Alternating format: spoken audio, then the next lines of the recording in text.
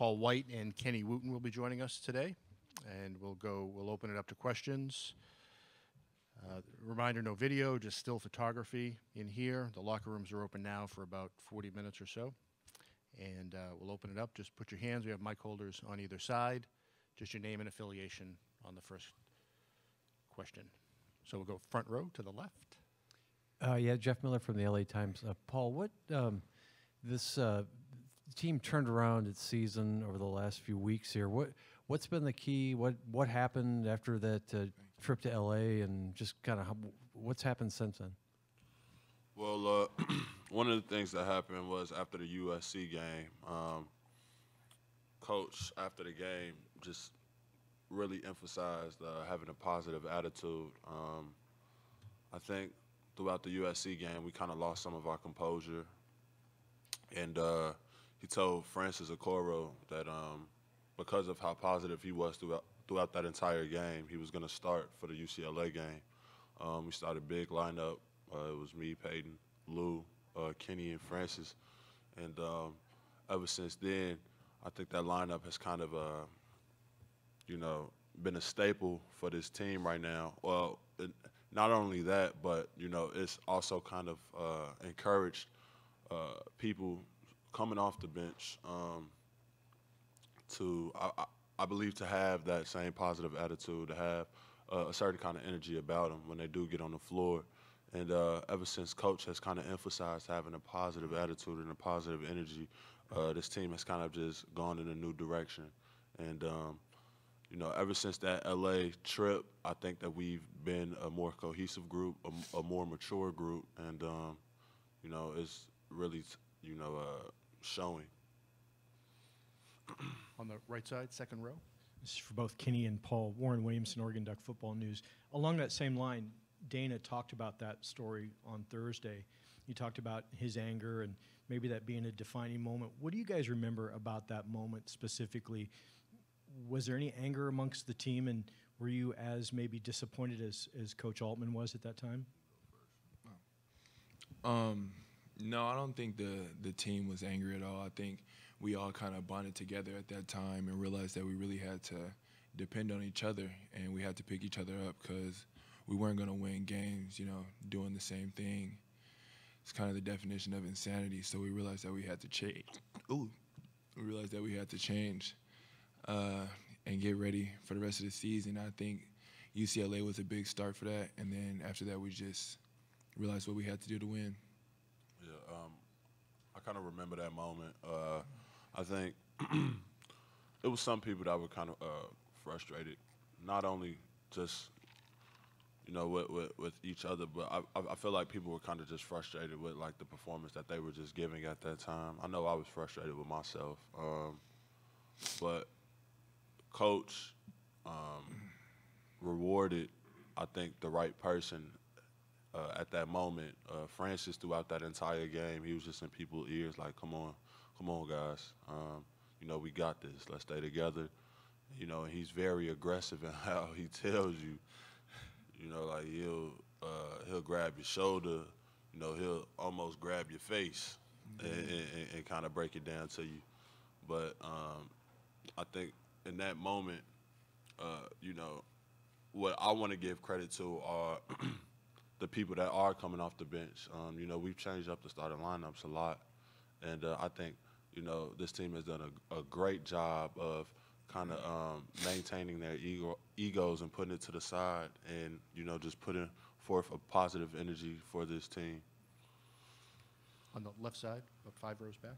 Mark Wicker from the Orange County Register. Kenny, how can you tell that you've intimidated someone after you block a shot in the next few trips when they come down? And Paul, when can you tell that Kenny's intimidated somebody? Oh, I don't intimidate people. I'll just play with you.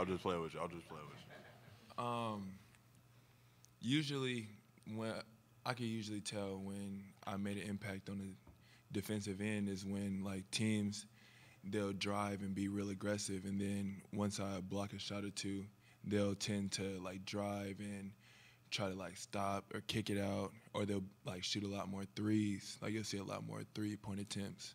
And that's when I realized that I'd done my job because it's a higher percentage shooting them outside than inside. I mean, I see it when just like what Kenny said. When teams start to kind of stop in their tracks, they start to give multiple head fakes. Also, when I think when Kenny, he kind of sometimes he lets like when he blocks a shot, and that can kind of play into that mental mind game where it's not about being unsportsmanlike. It's just about celebrating that play at that time. And as a player with pride, it is one of the things that you just don't want to happen is to just have your shot blocked like that. So, it starts to kind of seep into people's minds. And, I think so far over this stretch of the games that we have won, he's done a great job of really planting that seed in people's heads. Additional questions? Go the front row again, to the left. The the seedings of these two teams isn't vastly different, but the perception certainly is the two programs. Do you guys feel like you're about to play a Cinderella? No.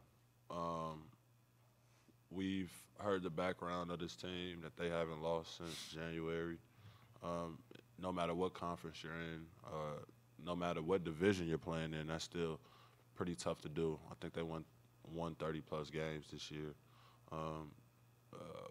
We watched some film on them. We watched them play some yesterday, and they're a very smart but fast team, and that's one of the things that we have to take into account. So, they got into this point for a reason, and for that, we for sure have to respect them.